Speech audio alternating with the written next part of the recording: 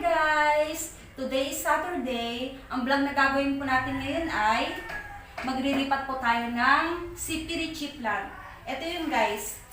Pamili po siya ng palm tree. Ito, kailangan ko na pong iripat dahil hindi na siya masaya sa kanyang pot. Tingnan nyo naman kanyang pot guys. Sobrang liit. Ayan. Tapos makikita nyo yung mga dahon, sobrang payat at kitang-kitang hindi siya malusog. Hindi kamukha nito guys. Ito, ipakita ko sa inyo. Ito oh, malaki yung pot niya. Tapos tingnan po ninyo yung kanyang puno. Ayan, sobrang lusog. Ayan, napakaganda niya guys. Ayan. Ito, kailangan ko na po siyang ilipat sa malaking pot para maging malusog kagaya po nito. Ayan, samahan niyo ako guys. Doon po tayo sa labas. So ayan guys, nandito na tayo sa labas. Umpisa na po natin.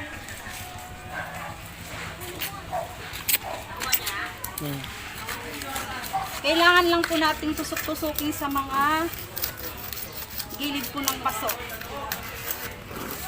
para makuha po natin yung halaman.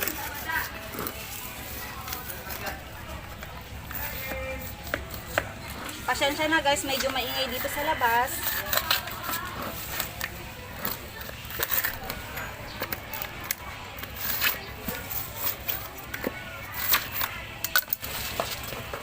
Maglagay na tayo ng lupa.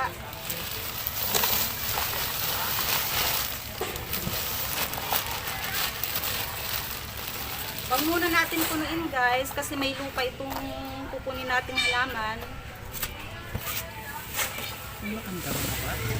Ha? Ayan, nakuha na natin guys. Angatin na natin. Pero dahan-dahan lang baka masira yung kanyang ugat. Kailangan talagang ilipat to kasi ayan, nakikita nyo naman hindi malusog. Ayan guys. Yan, dami niya ng ugat oh. Kailangan lang natin i-center sa ano.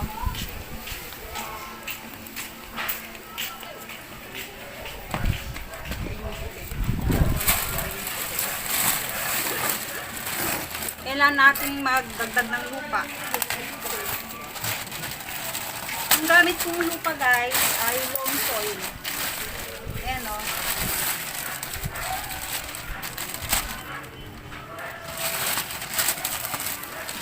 Kamay na natin. Ayan o, ang ganda guys o.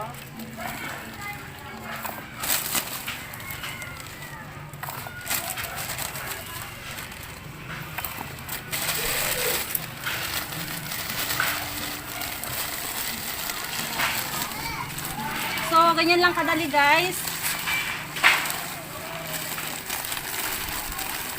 Madali lang magripat.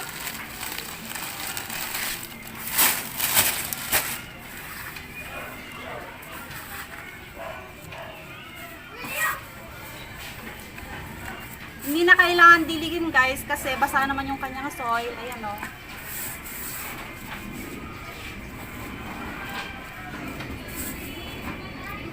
So, ayan guys, tapos na yung ating paglilipat.